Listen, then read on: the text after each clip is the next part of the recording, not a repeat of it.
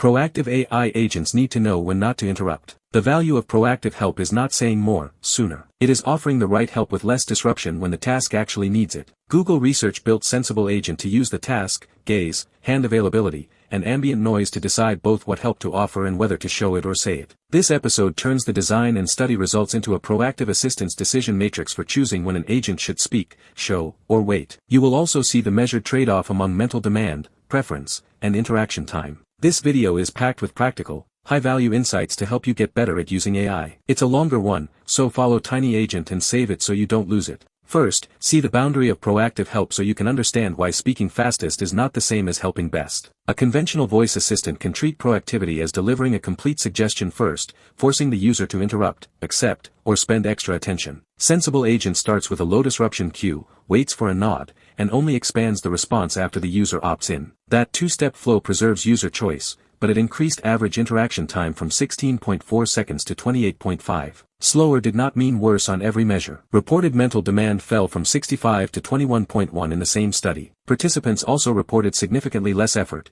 and preference increased from 3.8 to 6.0. System usability did not differ significantly, so the evidence supports lower disruption and effort, not an across-the-board win. Chapter recap. First, proactive help does not mean saying the whole answer immediately. Second, cue then confirm keeps the decision with the user. Third, lower disruption may trade speed for attention and choice. Next, decide what help fits so you can shift from the agent's capabilities to the task's immediate need. The context parser identifies the current activity, visible objects, and task step, then converts those clues into a structured scene description. A proactive query generator uses that scene to propose useful questions, such as the next step, an explanation, or an operating reminder. The important boundary is to use observable task signals, not guess the user's identity, emotion, or private intent. The study covered 12 scenarios across 6 activities, including cooking, crafts, and physical tasks, to test whether help matched the moment. Good proactive help should be specific, timely, rejectable, and careful not to turn an ambiguous clue into a certain conclusion. When the need is unclear, the agent should offer the smallest useful proposal instead of taking over or piling on more information. Chapter recap.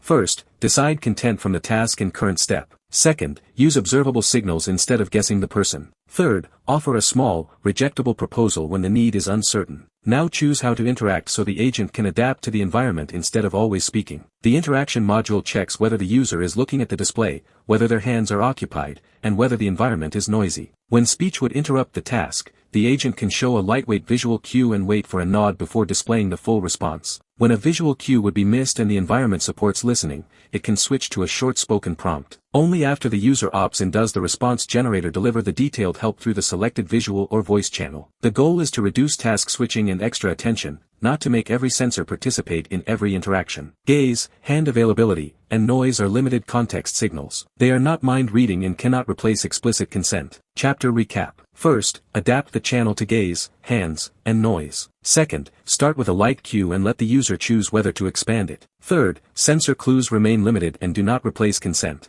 Next, read the evidence and trade-off so you know which claims travel and which ones do not. The user study had 10 participants. Each experienced 12 scenarios across 6 activities in a staged augmented reality setup using virtual reality and 360 video. Compared with the fixed voice baseline, average NASA task load mental demand was 21.1 for the adaptive prototype and 65 for the baseline. Preference was 6.0 for the adaptive prototype and 3.8 for the baseline, with both differences reported as statistically significant. The cost was equally clear. Adaptive interaction averaged 28.5 seconds, while the fixed voice baseline took 16.4. That means product teams should measure mental load, interruption, and user choice alongside completion speed. The sample was small and controlled, and usability did not improve significantly, so this is not a universal result for every agent. Chapter recap. First, the study supports lower mental demand and effort. Second, the low disruption design took longer to complete. Third, a small prototype study cannot represent every real setting. Finally, use the proactive assistance decision matrix as a practical review path for your agent design. Column 1 is task state.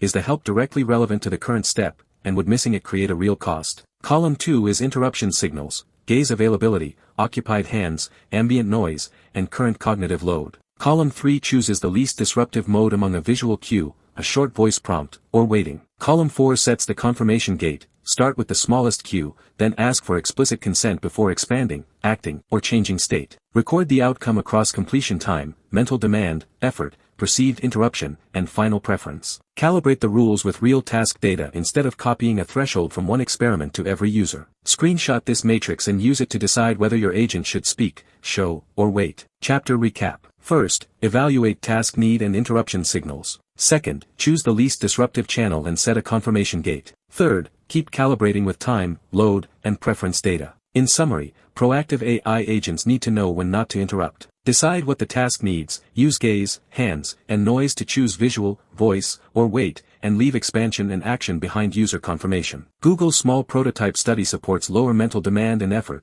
but interaction was slower and usability did not improve significantly. If you could change only one part of your agent, would you add context sensing, a lightweight queue, or explicit confirmation first? Tell me in the comments. Follow Tiny Agent. Tiny Agent helps you get better at using AI.